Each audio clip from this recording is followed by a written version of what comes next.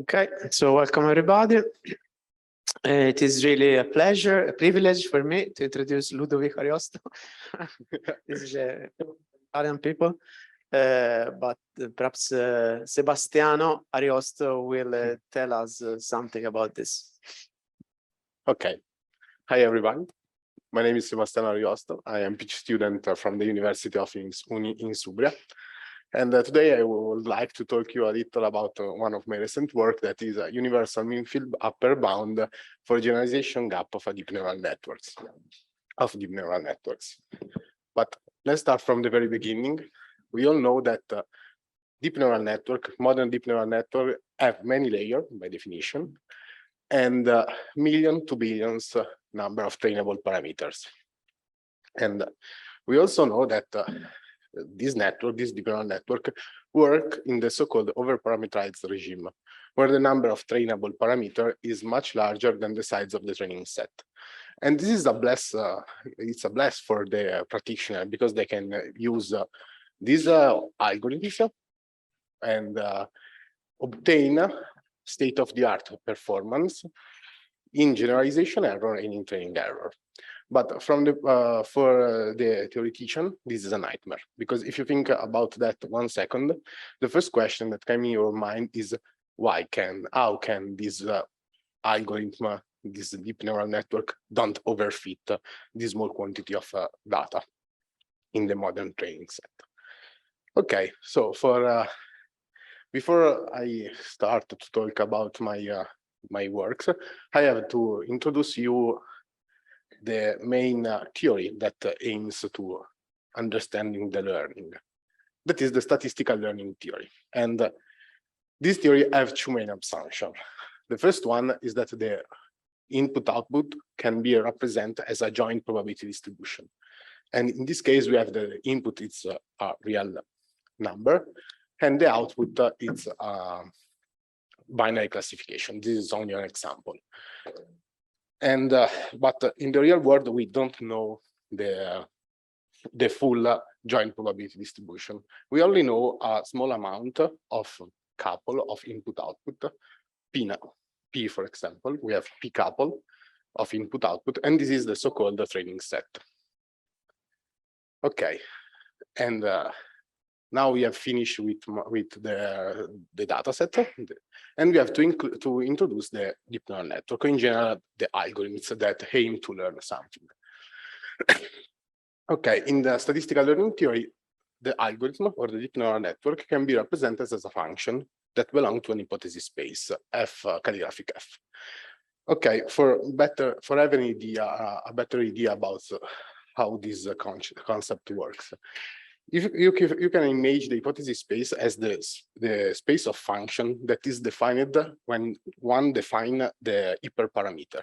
So, for example, the number of hidden layers, the number of neon per hidden layer, if we have convolution, all these choice of hyperparameters fixed a model. And a model that is a hypothesis space is a big family of function, and every single function is defined by its weights or its parameter. Okay, so we have defined also the algorithm, and we want to measure some observable. And we have two very important observable. The first one is the generalization error, or the true risk. And in this setting, in the setting of binary classification, the true risk, it's the average over the entire input-output joint probability distribution of the number of errors. This one function counts the number of errors that my network, that my algorithm perform over the entire input-output joint probability distribution. At the same time, we can define the training error, or the empirical risk. That is the number of errors that you commit, that my algorithm commit over the training set. And these are two very common studied observable. But if we want to understand better the generalization performance of a deep neural network, it's better if we consider the generalization gap. That is the difference between the generalization error and the training error. This is a very studied quantity, and in particular exists a theorem called Vapnik-Chervonensky theorem that put a bound over this quantity. And this is a really interesting theorem results because it gives us two main insights about this quantity. The first one is that if we have the number of training element of the size of a training set that goes to infinity, this quantity must go to zero, And it is pretty obvious because the training, if I have an infinite element from my joint distribution function, probability distribution function, I fully sampled my distribution function. So the training error and the generalization error in this limit is the same object, and obviously this is zero. The other main insight is that as a numerator, we have this quantity that is Rusty dimension, Bob Cherbonesky's dimension, that in some sense is a compact measure of the expressivity of a model. And I intend as a model the hypothesis space. So this bound works for any deep neural network or algorithm inside the hypothesis space. So we can say that this bound is uniform in the function of my model. And at the same time, we can see that this bound do not depend from the data set. In fact, we can also say that this bound, it's also data independent. And better, this bound works even in the worst case scenario. In the worst case joint probability distribution, as one can imagine the random label. So I have a completely random data set. This bound holds even in this scenario. Okay, now we can see if this bound is in some sense informative for the deep neural network. Okay, the Rusty dimension is roughly proportional to the number of the element, or better, the number of the trainable parameters, or in some sense, the weights of a deep neural network. And these quantities go from 10 to the 6 to 10 to the 9, typically. At the same time, the typical size of a training set in the real world data set, it's order 10 to the 4, 10 to the 6. So this bound is it's not a good bound. It don't tell me nothing about my generalization performance. Okay, and if you ask why this bound is not informative to Leon Bottou, that it's a expert of this kind of bound, he may give to you two main insights. The first one is that practical data distribution may lead to a smaller deviation than the worst possible data distribution. In other words, that means, okay, practical data is very far from the worst case scenario. They have some information into it, so we have to include it. And the other main insight is that uniform bounds holds for all possible classification functions. Better bounds may hold when one restricts analysis to functions that perform well on plausible training set. Or in other words, we have a learning, we want to learn, my algorithm wants to learn, so we have to include the fact that we are optimized something in this setting. So now the main goal of my talk is to show you how we can use statistical physics tools in order to improve this bound. Okay, let me introduce to you a little different framework that is commonly used by statistical physicists that want to study learning. That is the so-called teacher-student scenario. And also you have two main assumptions. The first one is that the joint probability distribution now can be separated in an input density distribution, that it's only about the input. And the other part is it's only about the output. Or better, in this part, we have a teacher function that provides us the ground truth, that is the label, given an input. So we have this function that link to any input and output. So we have a deterministic rule for the output. And you can consider whatever you want as a teacher, a linear function, a quadratic function, or like in this case, we have a weighted sum of feature of the input. Okay, now this is my data set. And now we want to specify even the student. that is the deep neural network they are trying to learn something. Okay, in this scenario, we can also consider a teacher, the student, a deep neural network as a function that have two main ingredients. The first one is the weights, and the other one is some feature map. That is not important now what's the feature map, what the feature map is. But in order to work, the main scope of the learning is that the student wants to optimize its weights in order to match the ground truth. How it do that? By minimizing the loss function. And the loss function is some kind of distance between the output of the teacher and the output of the student function. Okay, this is my scenario. And how we can compute the optimal generalization and training error, at least in the case of the thermodynamic limits, that is the number of weights of trainable parameters that goes to infinity, and the number of examples that goes to infinity. Okay, how can do that? As usual, we have to study the partition function. And we can see that in this case, the partition function is only the average over the weights of the student. But now we want to optimize the weights given a training set. And how we can do that? Using a replica trick. Replica trick let you calculate the quotient partition function where we have where we can calculate the partition function that in some sense for a given for the weights at a given training set in some sense. And this is the only way you can perform. It's like if you have a conformal I don't know, a structural chaos, and you have dynamic chaos, and you want to average in two different time disciplines. In some sense, this is the point. Okay, now you have this really big partition function, quotient partition function. You go through some boring calculation, and you obtain that you can write the quotient partition function as an integral over the order parameter of an action.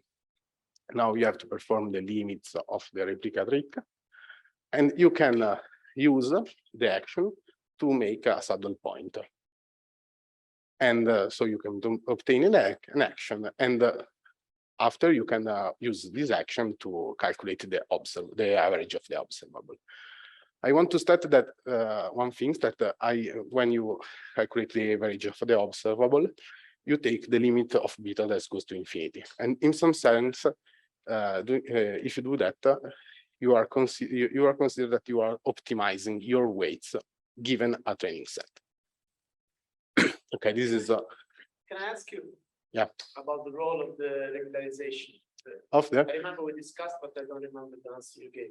This regularization. Exactly. So do you also take some limit in lambda? No. It's not important. It's only a prior.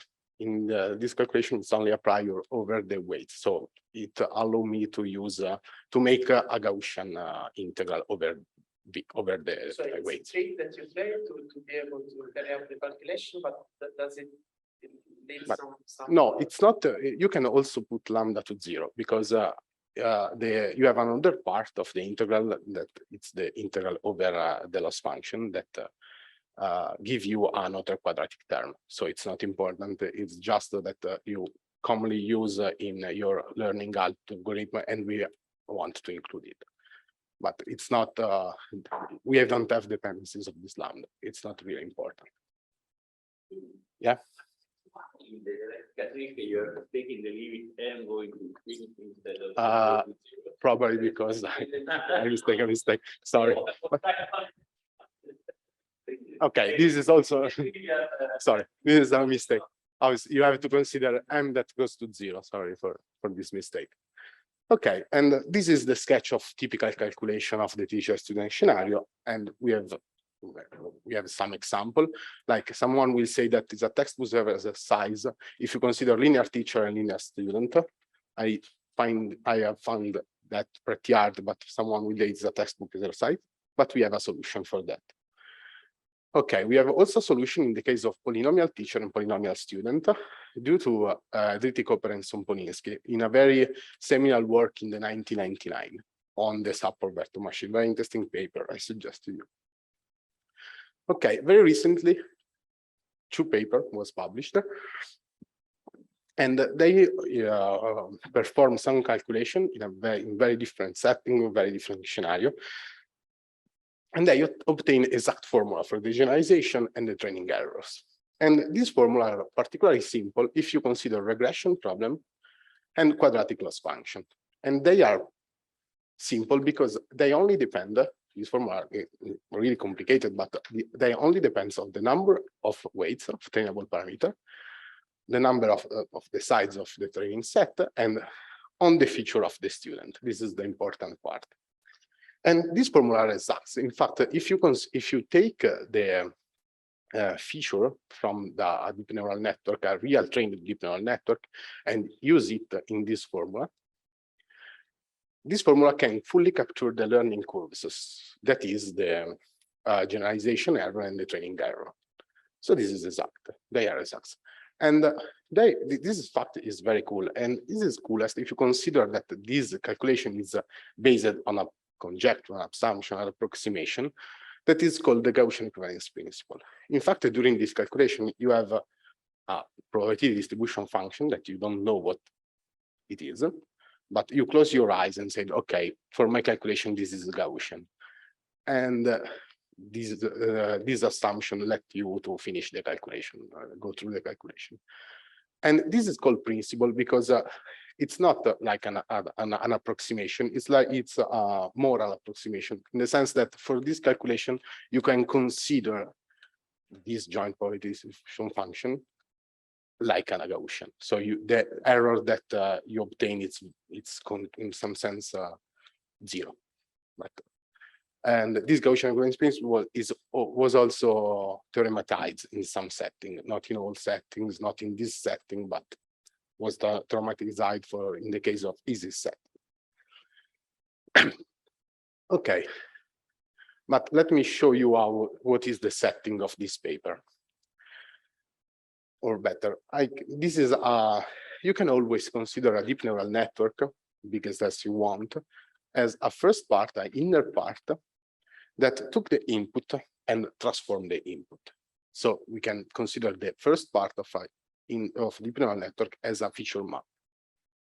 Okay, and the last layer instead makes something over the output of my feature maps. Make some I don't know, algorithm over this feature map. Okay, and if we consider that the deep neural network can be considered in this way, we can always write the student function in that way, where we have all the weights, but the last layer ones in these feature maps, that is W, and the weights of the last layer here. Okay, and let me stress one thing. The number of the neuron in the last layer is typically smaller than the number of parameters. Oh, sorry, of the sides of the training set. And this is important because if you make some calculation using the formula that came from the previous paper, and you make some calculation, you obtain this equation for the generalization gap. So the difference between the generalization error and the training error. You obtain a formula of this type. This is pretty simple. And in particular, this formula also for each realization of the weights of the inner weights of the deep neural network, W. And in fact, we have lost all the dependencies from V, from the weights of the output layer, because we have optimized in some sense when we consider the beta that goes into infinite limits. Okay, so now we have this formula, and all the dependencies from the weights is in this quantity, this observable, that it is only the best generalization error that you can perform if you consider that P, the number of the sides of the training set, goes to infinity. So this is a number, and in particular, this number can be bounded. In fact, it is obviously greater than 0 because it's an error. And it smaller than this quantity T, this number T, that is the so-called trivial predictor. That is a quantity from the statistical learning theory. Okay, now if you include this idea inside of other bound that we have found, we can find another bound that in this case on the right we haven't the dependencies from W. So this bound works for every deep neural network if you consider the perfect learning over the last layer. Or in other words, this bound is valid for any local minimum of the loss function of the deep neural network. Okay, so this is my main result, our main result, and we have to verify the bound. And another thing that we want to verify is the insight that this bound gives to me, as the Wapnicher-Bonensky bound gives me some insight. Also, this bound gives me some insight. And in particular, we have trained insight. The first one is that the gap of a fully trained deep neural network should decrease at least as 1/p, at least asymptotically. The degradation of the generalization performance, that is the generalization gap, should be at most linear, as the size of the last layer is increased. And the last insight is that this bound rules out any asymptotical linear or sublinear dependencies on the sides of the hidden layers, if you consider a deep neural network. Can you invert the second stage? The performance of the generalization should increase with the size of the last layer or not? This one? It's a bound. I don't know if this is working in the way that you suggest, but I have some plot about that. Okay. Can I ask you also? I mean, you normalize the error by this factor T, which comes from you have a self-consistent estimate of T through the T depends only from the teacher. And it's actually, is it bound somehow, or it can take it can goes to infinity. In the sense that if you want to know delta epsilon, then this is scaling like T. If you do not normalize delta epsilon by T, so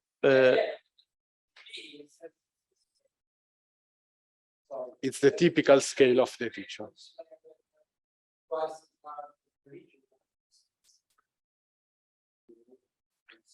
When you have a teacher, you have a task that you want to perform, and this task introduces to the system a typical scale.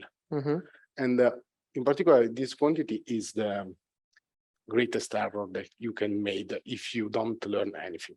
In that case, the deep neural network, the algorithm must say 0 to any input. So, and the difference, the integral over all possible input distribution of the T or FT, the function, the teacher function at the power of 2 is T. So it only depends on the task that you want to learn. And this is a typical scale given a problem. Okay. Yes.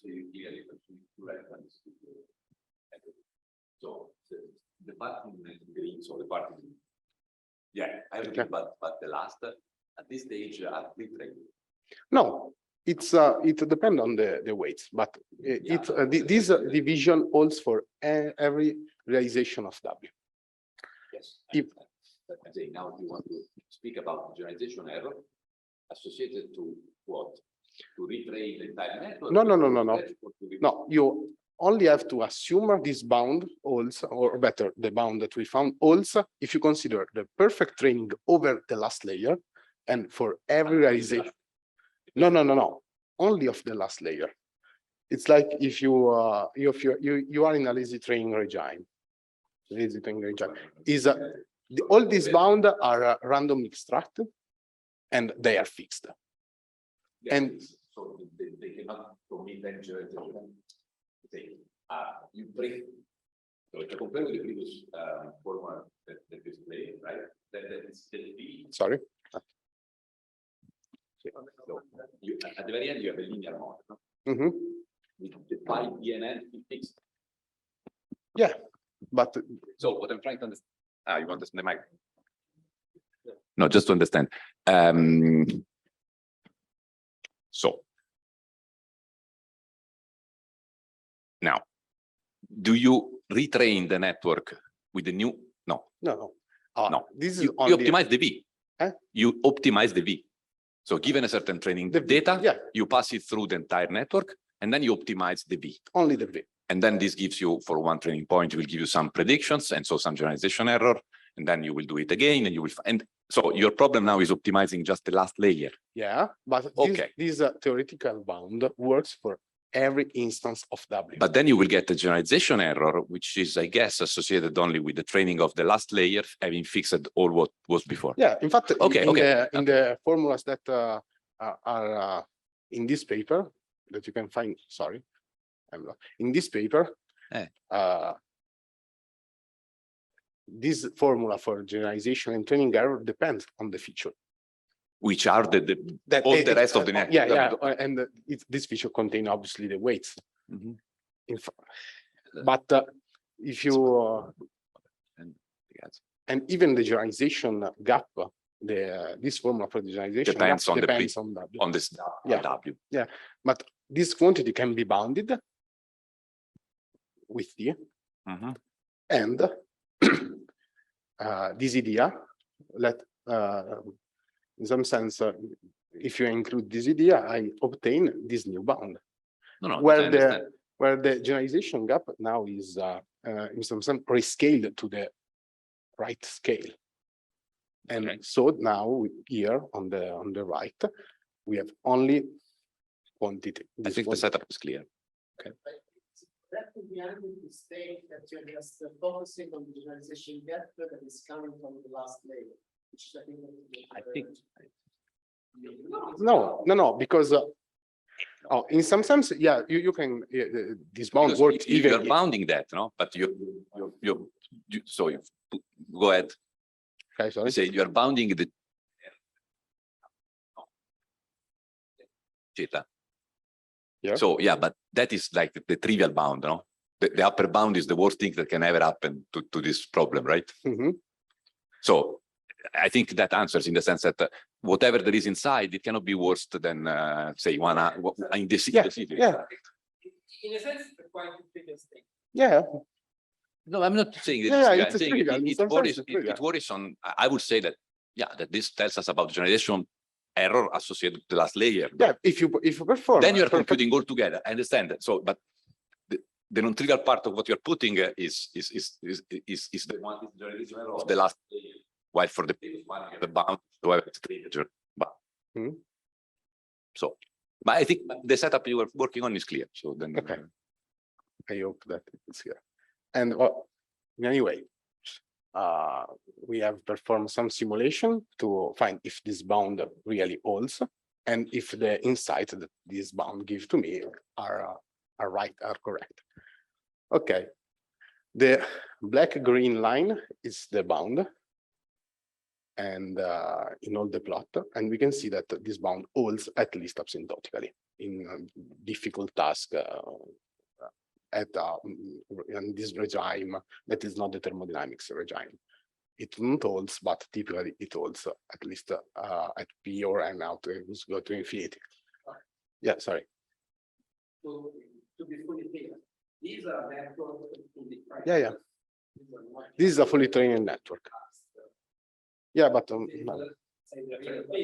if it's some kind of simple. Yeah. In fact, in this analysis, we are considered.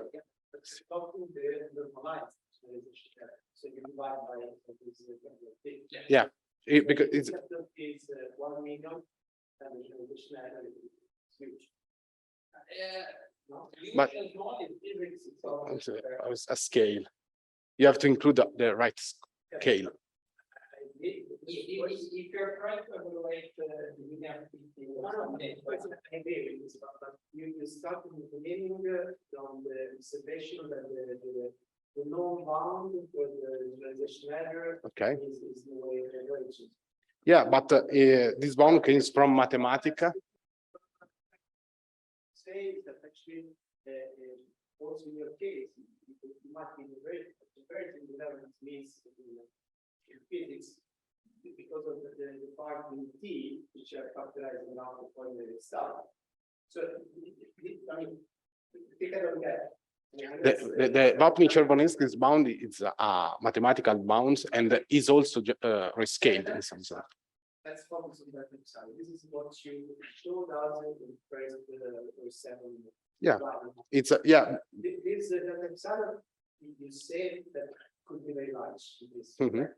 Yeah, the difference is from this bound comes from different setting. In the normal statistical learning set is the generalization error and the generalization and the training error are rescaled. In some sense, they are rescaled. Yeah, probably in some sense, Vapni-Chervonesky's bound works for the classification task. And I use that bound because it's easiest to see the point of my talk.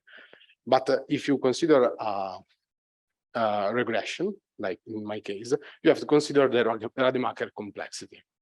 And in the Rademacher complexity, you have a rescaled quantity. So the point of the Rademacher complexity is similar to the Vapni-Chervonesky's bound, but that this quantity comes from the mathematician, from the statistical learning theory, and they are rescaled in some sense. Yeah.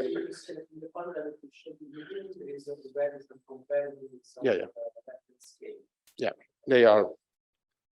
Okay. So let me show you. Sorry. This is the first simulation that we have performed. We are considering 2 different kind of architecture, 3 model. One hidden layer and a 2 hidden layer, fully trained, and with different tasks: a linear teacher, a quadratic teacher, and a 1 hidden layer teacher. And on the left, we can see the scaling of rescaled delta epsilon in P. And we can see that asymptotically, it's faster than 1 over P. So our bound, our prediction, our insight is good. On the right, you can see the same things, but in the scaling, in the degradation of the performance in and out. And we can see that for the bound, they can be at most linear, and here is at most linear. Okay, we have also performed some simulation using state-of-the-art deep neural network like ResNet, DenseNet, and VGG on MIST. And in this case, MIST, we have used MIST for a regression task, not for classification, but it's only because we need a very huge data set, and regression tasks don't have so much larger P. And we can see that this is the bound, our bound also at any scale of P, and the performance decrease faster than P, than 1 over P, sorry. Okay, the last point, the last insight is that our bound rules out any linear or sublinear dependencies on the sides of the hidden layer. And we have studied a 2 hidden layer, deep neural network, and we have plotted the generalization gap, rescaled, the generalization gap in function of the sides of the hidden layer. And we can see how all the linear or sublinear dependencies on these quantities are ruled out. Okay. Yes. Can I say fair to say that? Yeah. Sorry, but I'm.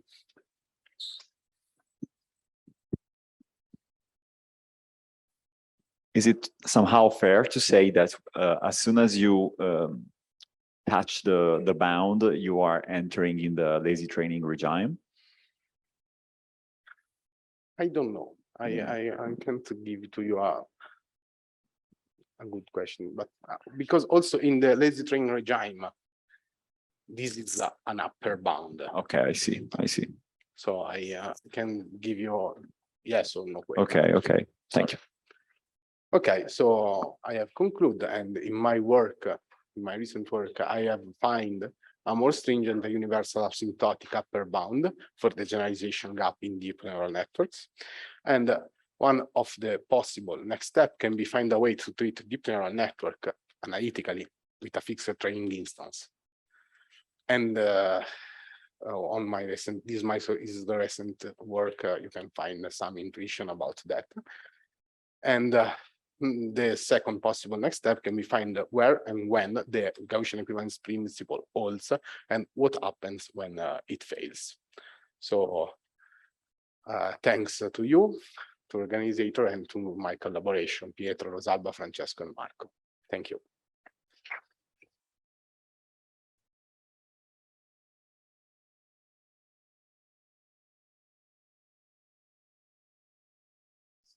Questions?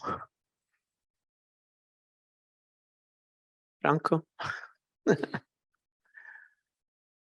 Still to digest all this stuff.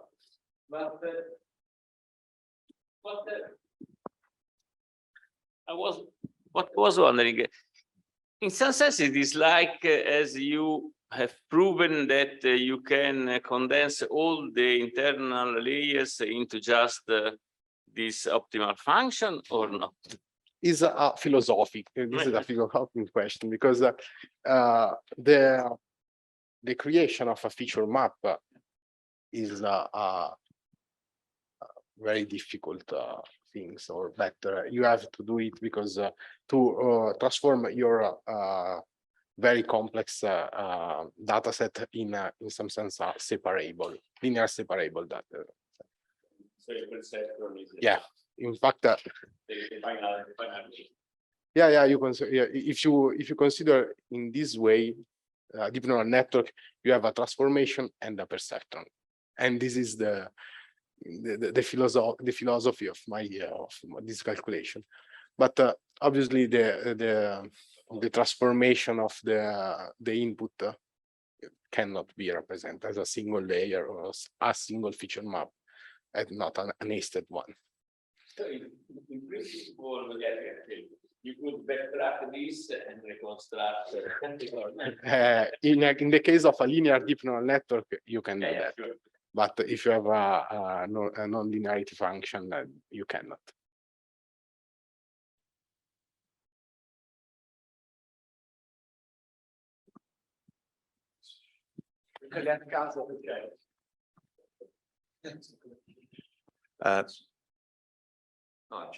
Okay. No, so the question is that psi A, so the features that you are computing this last function, are they a basis, or should they be a basis? Can they be a basis, or in general it's it's whatever, like a family of vectors with no specific properties? Yeah, it can be whenever you want. Okay. But you can also write this in a basis. But if you consider a fully linear deep neural network, obviously you can write down a basis for this vector. Yeah. Okay.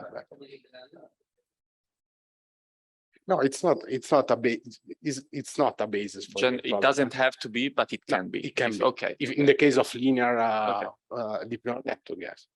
Fully linear, it should be a basis, but in general, it's not. Okay. Thanks. More questions?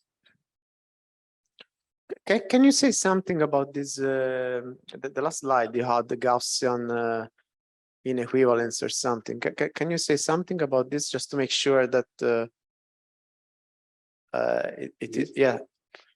Can you just comment a bit about this to clarify what you have in mind? So, in general, during this calculation, you have you have to calculate the probability distribution function of the output of a neuron.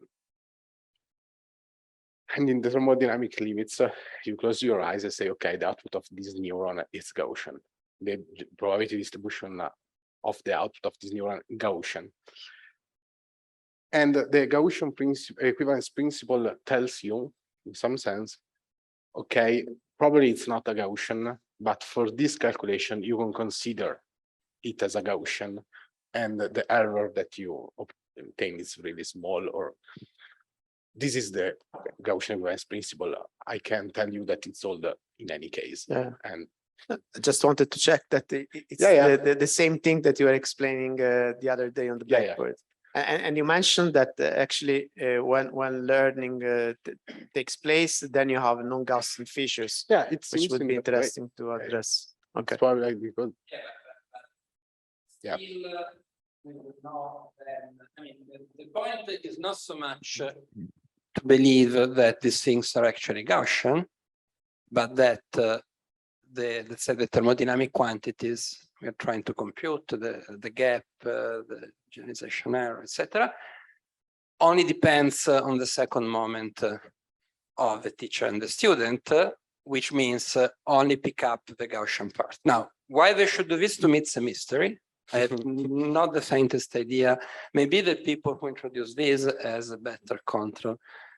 Our idea was just, let's try to check what happens numerically. Since we don't understand the theory, at least let's try to do some numeric.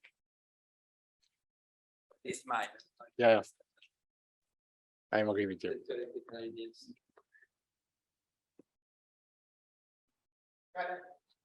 More questions, comments? Not, but that's Thank you.